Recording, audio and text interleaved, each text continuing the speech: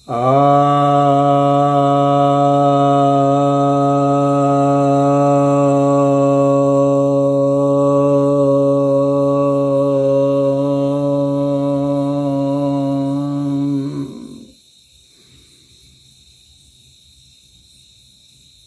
भक्तजनों को सप्रेम नमन। भक्तों, आपकी एक जिज्ञासा है, क्या आप पुनर्जन्म मानते हैं? जन्म से पहले हम क्या थे? तो ऐसा है, इस विषय पर मैंने एक दो बार और भी कहा है, वीडियो बने हुए हैं। तो ऐसा है कि आप यदि अपने को देह मानते हैं तो जाहिर सी बात है कि इस देह से पहले भी आप कुछ छोटे देह थे। जैसे आज आप जब भी हैं तो 10 बरस पहले भी आप कुछ थे, गर्भ में भी आप कुछ थे, तो आप थे वहाँ। अब उसके पहले भी आप कुछ थे, क्योंकि आप शून्य से तो आएंगे नहीं,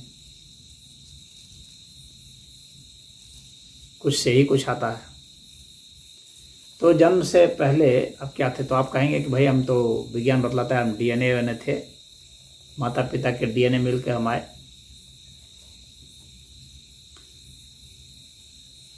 तो डीएनए के पहले क्या थे आप? डीएनए के पहले खुद डीएनए क्या था? अब तो ये देखना है। डीएनए से हम आए, लेकिन डीएनए कोई यूनिट तो नहीं है। अभी साइंस वहाँ तक गया तो उसने डीएनए को एक यूनिट मान लिया है, लेकिन यूनिट तो है नहीं। डीएनए भी तो आखिर किसी चीज़ से बना ही तो है, तो यूनिट कैसे हो गया? तो डीएनए तो भाई न्यूक्लियोटाइड से बना है, बहुत सारे उसमें बेस पेयर हैं, एडेनोसिन, थायमिन, ग्वानिन, साइटोसिन, ये सब तो हैं। वे भाई वे भी तो आखिर किसी चीज़ से बने। अगर आप अपने को मानते हैं कि अपने को बेस पेयर मान लेते हैं, तो फिर वे भी तो किसी चीज़ से बने। वे कहाँ से बने? वे क्या थे? तो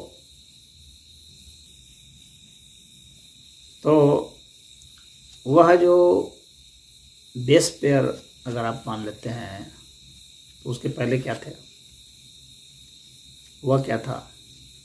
इस तरह से ये प्रश्न सूक्ष्मता में जाएगा। आप अपने कहेंगे मैं एटम था, तो मैं इलेक्ट्रॉन था, प्रोटॉन था, उसके पहले क्या थे? यह तो सूक्ष्मता में चलता जाएगा। उत्तर आपको देते रहना है। एक स्थिति आएगी जब आप देखेंगे कि यह जो है आप ऊर्जा के रूप में थे। आप इलेक्ट्रॉन, प्रोटॉन, फोटॉन मान सकते हैं अपने को, प्रकाश की तरंग मान सकते हैं, लेकिन प्रकाश की तरंग के पहले क्या थे? प्रकाश की तरंग भाई किस चीज़ से है? प्रकाश भी तो विज्ञान स्वयं ही कह रहा है कि बाद में ही बना है, तो वो भी तो पहले किसी चीज़ से बना है। वो क्या था? अव्यक्त था, पता ही नहीं चल रहा था। तो यदि आप अपने को देखते हैं तो आप धीरे धीरे वहाँ तक जा रहे हैं, और इसमें से जितने भी स्टेजेस हैं वो सब अपने में रिपीट कर रहे हैं, दोहरा रहे हैं। तो वहाँ अव्यक्त तक चले जा रहे हैं। फिर वो अव्यक्त फिर व्यक्त कैसे हुआ भाई? उसके पीछे भी तो कुछ था। तो वह जो कुछ था उसी को आत्मा कहते हैं। उस अव्यक्त से भी सूक्ष्म, जो कि उस अव्यक्त को व्यक्त कर रहा है। तो वह जो अव्यक्त है, उस अव्यक्त को जो व्यक्त कर रहा है, तो वह आत्मा जो है उसके साथ व्यक्त करने के कारण जो है वह जो प्रकृति का सबसे सूक्ष्म है, जिसको प्रधान तत्व तो कहा गया है अव्यक्त स्थिति में, उसके साथ जब उसका संबंध बना करके उसका हम मैनिफेस्टेशन बतलाते हैं, व्यक्तिकरण बतलाते हैं, तो हम कहते हैं जीवात्मा। तो वहाँ से जन्म होने लगता है, तो वहाँ से जीवात्मा होने लगेगा, वहाँ से भूतात्मा होने लगेगा। तो भूतात्मा जीवात्मा ये सब हो जाते हैं, वहाँ से फिर प्रकट होते जाते हैं, फिर पदार्थ बनते चले जाते हैं। तो हम जन्म, इनमें से जितने भी स्टेजेस हैं वहाँ से जहाँ जहाँ से दोहराव होता चला जा रहा है, एक चक्रनुमा घूम रहा है, एक छोटा चक्र घूम रहा है और वे चक्र घूम रहे हैं, जिसके तहत घूम रहा है फिर वो एक बड़ा चक्र है वो घूम रहा है, फिर वो जो बड़ा चक्र है वो उससे बड़ा चक्र, यानी एक छोटा गराड़ी होता है उसके बड़ा चक्र, फिर उसके बड़ा चक्र, फिर बड़ा चक्र, इस तरह से वो हो रहा है। या इसको और करें सूक्ष्म चक्र, बड़ा चक्र, उससे छोटे में सूक्ष्म, फिर उसके सूक्ष्म, फिर उससे सूक्ष्म, इस तरह से। तो बड़ा करते जाएंगे तो और छोटा करते जाएंगे तो इस दोनों में ही एक स्थिति आएगी जब वह अव्यक्त हो जाएगा। विराटता की वजह से भी अव्यक्त हो जाएगा। विराटता की वजह से अव्यक्त क्यों हो जाएगा? क्योंकि इतना विराट होगा कि हम उसका पता ही नहीं लगा पाएंगे, हम उसको आँख ही नहीं पाएंगे, तो अव्यक्त ही हो गया। ऐसा नहीं कि कोई चीज़ हमारे आँख से जो हमें नहीं दिखती है छोटे होने के कारण वही अव्यक्त, जो बड़े होने के कारण भी नहीं दिखती है वो भी अव्यक्त। छोटा और बड़ा दोनों ही अर्थ में अव्यक्त हो जाएगा। कोई इतना विशाल हो जाए कि उसका हमें और छोड़ कहीं पता नहीं चले तो अव्यक्त ही है हमारे लिए। उसके कुछ ही अंश तो हमारे लिए प्रकट दिखते हैं, बाकी तो अव्यक्त ही हो गया। पूरा का पूरा हम तो उसको देख नहीं पा रहे, तो अव्यक्त हो गया। उसकी विशालता इतनी है, उसके विषय में सुन नहीं पा रहे हैं, तो अव्यक्त ही है। तो सूक्ष्मता में विराटता में दोनों में अव्यक्त हो गए। तो वह जो हम ये जो चक्र का चक्र है, तो जहाँ तक हम समझते हैं उसके हिसाब से हम जन्म ग्रहण कर रहे हैं। यानी इसमें जो दोहराव हो रहा है, बार बार जन्म रहे हैं, फिर उसका डिसइंटीग्रेशन हो रहा है, फिर हम मिल रहे हैं, फिर डिसइंटीग्रेशन हो रहा है, फिर मिल रहे हैं, फिर जहाँ ये हो रहा है फिर उनका भी डिसइंटीग्रेशन हो रहा है, ये पृथ्वी का भी डिसइंटीग्रेशन हो रहा है, मर रहा है, मिल रहा है। ये सब तो जन्म कहे जाते हैं। लेकिन इस जन्म से पहले जहाँ पर ये सब बने भी नहीं थे, पहले क्या था? टाइम भी नहीं था, क्योंकि समय भी, जन्म जब भी होगा समय होगा। जन्म हम किसको कहते हैं? समय को। या समय है, समय के साथ उसमें एक और क्या चीज़ आता है कि भाई द्रव्यमान है, और क्या चीज़ आएगा? तो स्पेस। यही ना हो जाता है, इसी को ना जन्म कहते हैं। आप जन्मदिन मनाते हैं तो क्या मनाते हैं भाई? उस दिन आपको कोई द्रव्यमान आपको मिला, कोई टाइम में आए और किसी स्थान में आए। तो ये पीछे लौटता चला जाता है। अगर हम देखेंगे कि जन्म से पहले क्या थे, तो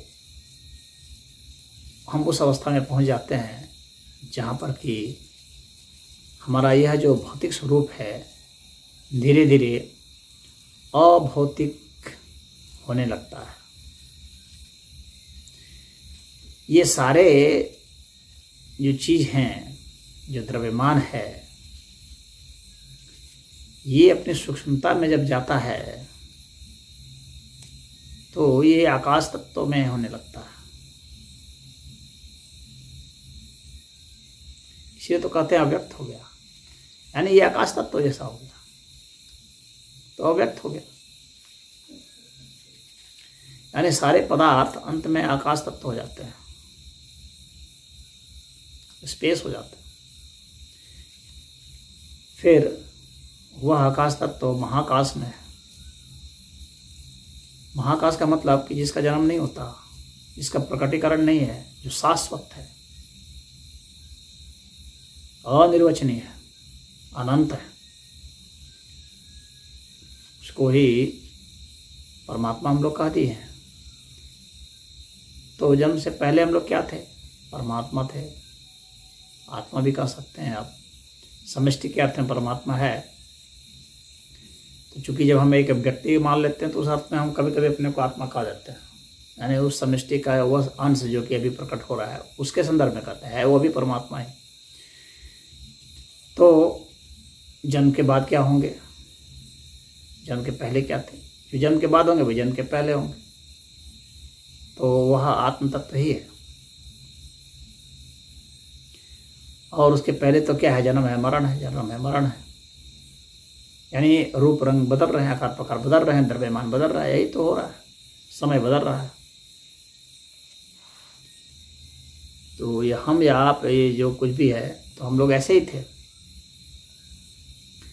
और पुनर्जन्म मानते हैं का मतलब है कि पुनर्जन्म का मतलब कोई यहाँ पर ऐसा नहीं है कि कोई एक एक चीज़ जो है फिर से कोई दोहरा रहा है। दोहरा तो यहाँ इस तरह से कुछ देखने में नहीं आता है। चक्र तो समझ में बात आ रही है, लेकिन ऐसा कोई व्यक्तिगत कुछ दोहराव तो ऐसा नहीं आता। तो क्या पुनर्जन्म नहीं होता? होता है। तो किस चीज़ का होता है? तो वह जो यह जो सिस्टम है उसका दोहरा हो रहा है। वो जो वृत्तियाँ हैं जो कि गढ़ रही है, किसी चीज़ को फिर गढ़ रही है। भगवान ने कहा है ना कि जिस तरह से तुम मरण काल में जैसा तुम सोचते हो उसके हिसाब से ही फिर तुम ग्रहण करते हो।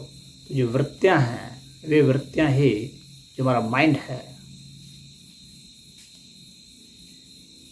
जो कि ये बीच बीच का है, यानी मैटर और कॉन्शियसनेस के बीच बीच का है, वही फिर जो है अपने को फिर प्रकट करता है।